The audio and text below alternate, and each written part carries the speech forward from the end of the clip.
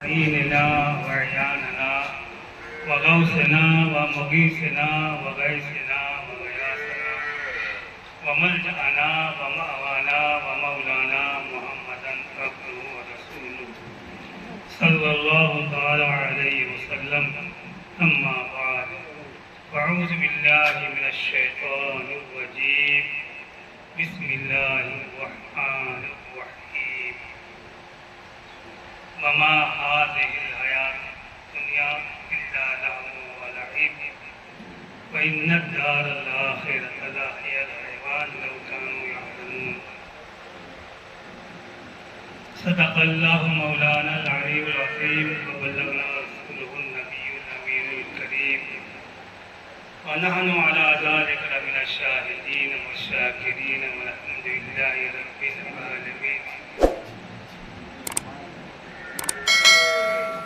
تمہارے ہی لیے تھا اے گناہگاروں سیاکاروں، تمہارے ہی لیے تھا اے گناہگاروں سیاکاروں، وہ شب بھر جاگنا اور رات بھر رونا محمد کا صلی اللہ علیہ وسلم.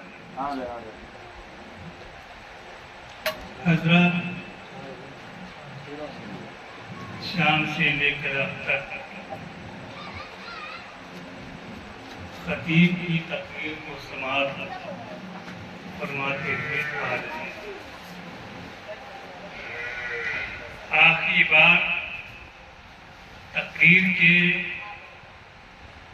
آپ سے کہا گیا کہ زیادہ سننے سے بہتر، سننے سے اولا عمل کرنا ہے، اور عمل ہی سے سب کچھ کامیابی ملتی ہے. بغیر جد و جہد کے، محنت کے، تگ و دو کے حاصل نہیں ہوتا. میں نے خطبے کے بعد قرآن مقدس کی آیت کا ایک ٹکڑا تلاوت کر کے شرف حاصل کیا ہے کہ وَمَا هَذِهِ الْحَيَاةِ الدُّنْيَا إِلَّا لَهْوٌ وَلَعِبٌ. یہ دنیا، یہ سنسار جو ہم آسمان کے نیچے زمین کے اوپر بسی ہوئی ہے، جس میں سب لوگ چرند پرند شجر حجر بحر بر سب گزارا کر رہے ہیں.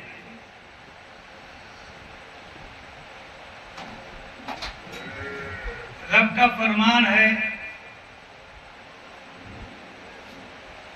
کہ جس زندگی پر تم ناز کرتے ہو، جس زندگی کے لیے تم صبح سے شام کر دیتے ہو اور شام سے صبح کر دیتے ہو، اسی کے تم دیوانے بنے ہوئے ہو. مگر سنو، یہ دنیاوی متاع، یہ دنیاوی منفعت، یہ دنیاوی زندگی تمہاری ایک کھیل کود کی زندگی.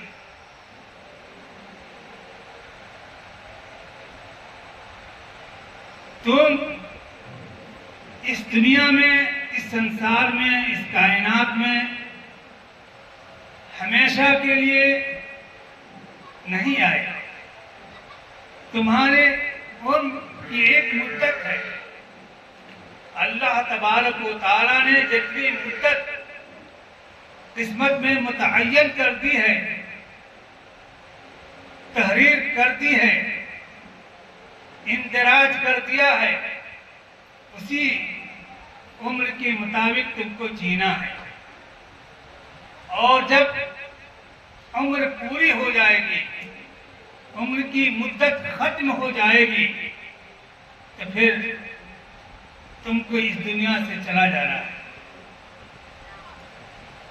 کہاں چلا جانا ہے؟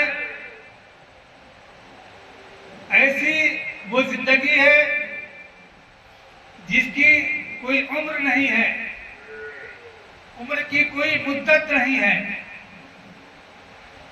اللہ فرماتا ہے ہمیشہ کی زندگی، دوام والی زندگی آخرت کی زندگی ہے،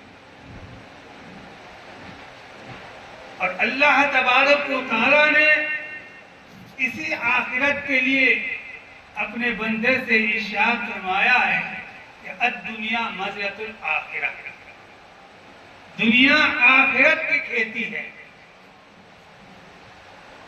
آپ دنیا کے لیے طرح طرح کی حرفتوں سے کام لیتے ہو،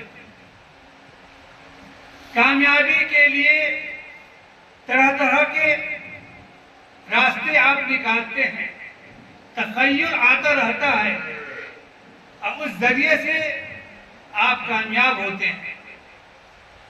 مگر میرے بزرگوں دوستو، یہ سب کامیابی، یہ سب ترقی اور بلندی ایک لمحہ کے لیے ہے، ایک مدت کے لیے ہے، اور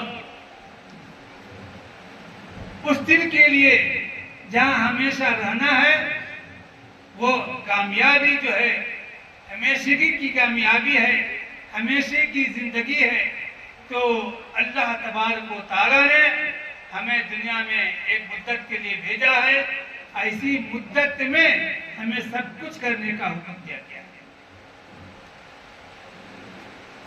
ہم شادی کرتے ہیں تو شادی کے معاملات کو، شادی کے حقوق کو آپ نے خطیب سے بڑے اچھے انداز میں سنا، چلتے پھرتے انداز میں انہوں نے گفتگو آپ سے کی ہے۔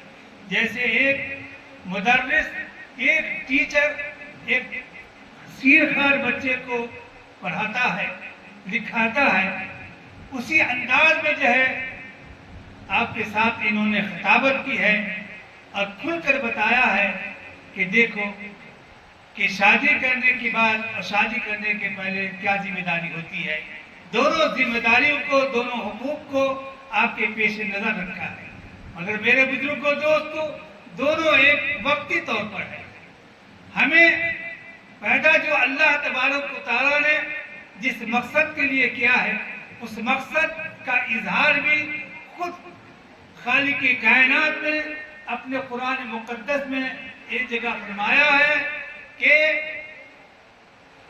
یہ تمہارے پیدا کرنے کا مقصد کیا ہے، کہ اللہ کی عبادت کرنا، خدا کی عبادت کرنا۔ ہم تم کو عبادت کے لیے دنیا میں بھیجا ہے۔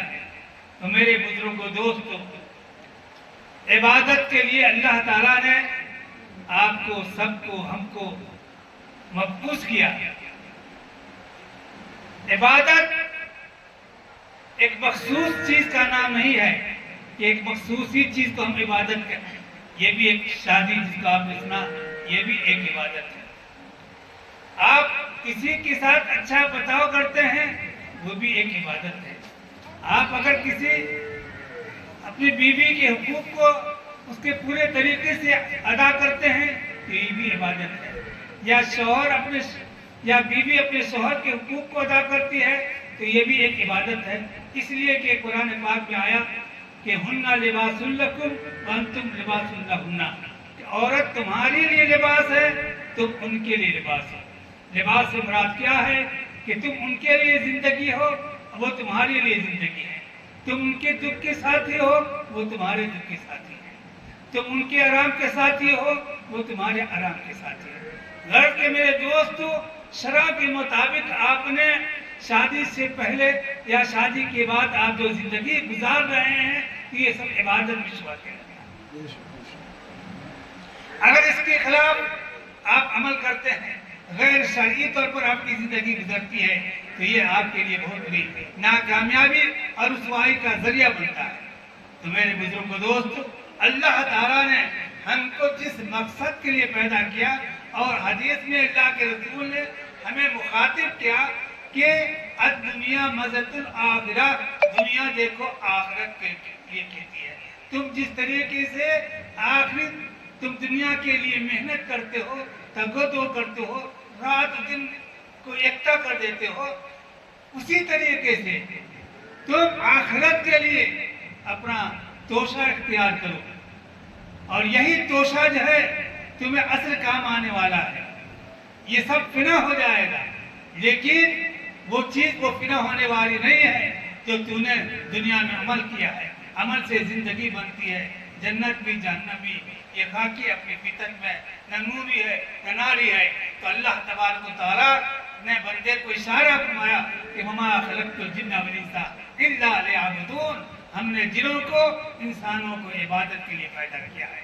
میرے بزرگوں دوستو، ماحصل یہ ہے کہ ہم اور آپ کو، ہماری ماں بہنوں کو، ہمارے دوستوں کو، ہمارے بھائیوں کو، ہمارے بزرگوں کو سوچنا ہے اور اپنی زندگی کے متعلق سمجھنا ہے کہ ہماری زندگی جو ہے کتنے دنوں کے لیے ہے.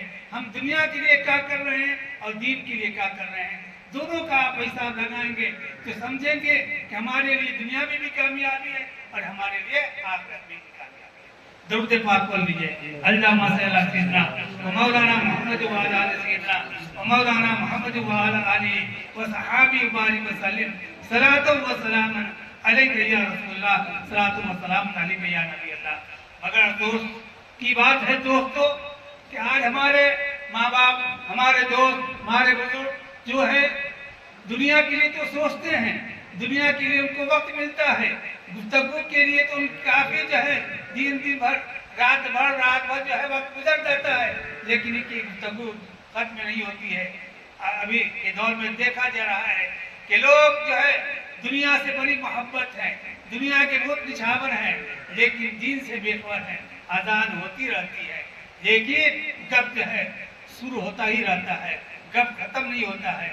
یعنی دنیا کی گفتگو کو ہم جو ہے عزت دے رہے ہیں، لیکن دین کی طرف ہمارا خیال نہیں جا رہا ہے کہ ایک اذان ہوئی ہے، آج دائی بلانے والا جو ہے مجھے اللہ کی طرف بلا رہا ہے. ہم اللہ کی طرف چلیں اور اپنے پیشانی کو اللہ کی گھر میں اللہ کے لیے عبادت کریں، اپنے پیشانی کو اللہ کے گھر میں جھکائیں. یہ خیال تصور بھی نہیں آتا ہے اور دنیا کی گفتگو میں لگے رہتے ہیں. میرے بزرگوں دوستو، ایک واقعہ ہے کہ ایک کتا کہیں جا رہا تھا راستے میں اور ایک بزرگ سے ملاقات ہوتی ہے. میرے بزرگ سے ملاقات ہوئی. اس بزرگ نے کتا سے کہا کہ تم بہت اچھے ہو، تم جو ہے اللہ کے وفادار بندے ہو. کہا کہ نہیں، اللہ تعالیٰ نے آپ کو افضل المخلوقات بنایا ہے، دنیا میں سب سے بہتر بنایا ہے. حضور میں تو آپ سے بدتر ہوں، میں تو ذلیل و خوار ہوں. لوگ جہاں مجھے دیکھتے ہیں تھوکتے ہیں، مجھے مارتے ہیں، بھگاتے ہیں، اور آپ تو اللہ کے نیک بندے ہیں، اللہ کے بزرگ بندے ہیں. کہا کہ نہیں. کہا کہ اچھا یہ بتاؤ کیسے؟ کہا کہ سنی اللہ کے ایسے بندے ہیں کہ اذان ہوتی رہتی ہے لیکن اذان کی آواز کان میں آتی ہے، میں سنتا رہتا ہوں لیکن میرا رخ جو ہے اس طرف نہیں جاتا ہے. اور تم ایسے ہو اپنے مالک کے وفادار کہ جس کے گھر تم رہتے ہو تو تم وفاداری کا ثبوت دیتے ہو، جس کا کھاتے ہو اس کا گن گاتے ہو. لہذا تم مجھ سے اچھے ہو اور میں تم سے بدتر ہوں کہ میں اللہ کا وفادار نہیں ہوں، اللہ کا بندہ ہوں. اللہ نے مجھے افضل بنایا ہے لیکن افضل بنانے کے باوجود بھی جو ہے ہم اللہ کے حکم کی تعمیل نہیں کرتے ہیں. میرے بزرگوں دوستو، رات دل بیان کرنے سے، بات کرنے سے کوئی فائدہ نہیں ہے. اسی واقعہ کی روشنی میں ہم آپ جو ہے سبق لیں کہ ہم کو چاہیے کہ ہم اللہ کی عبادت کریں، اللہ کی پرستش کریں. ہماری ماں بہنیں اپنے گھروں میں جو ہے نمازیں ادا کریں. ہمارے نوجوان، ہمارے دوست احباب جو ہے مسجدوں میں جا کر کے جو ہے اللہ کی عبادت کریں. یہی ہماری عبادت، یہی ہماری پرستش، یہی ہمارا سب کچھ ہے. ہمارے لیے دین دنیا دونوں جگہ جو ہے کامیابی کا ذریعہ ہے.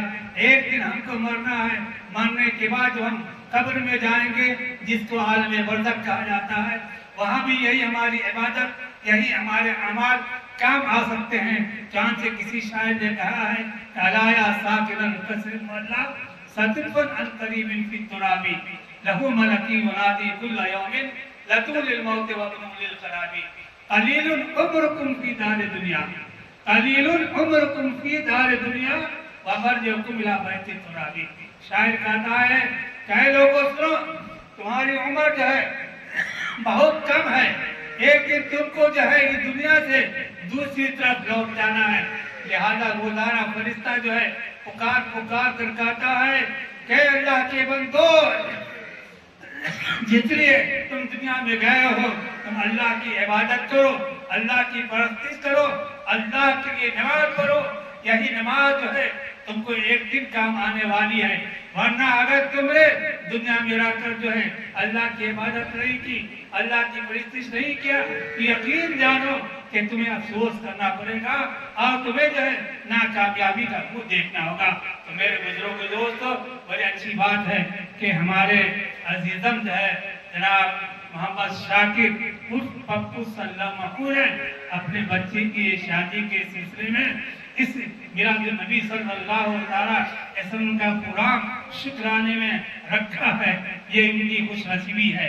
میرے بزرگوں دوستو، اسلام نے ہی بتایا ہے کہ جب تمہیں اچھے باتوں کا موقع ملے، اچھی چیزیں تمہیں دستیاب ہو تو تم اللہ کا شکر جو ہے نماز سے ادا کرو، اللہ کا شکر جو ہے عید میلاد النبی صلی اللہ علیہ وسلم کی محفل کر کے جو ہے اللہ کا تو شکر مناؤ۔ تو میرے بزرگ دوستو، اللہ کو یہ شکر جو ہے بہت پسند آتا ہے۔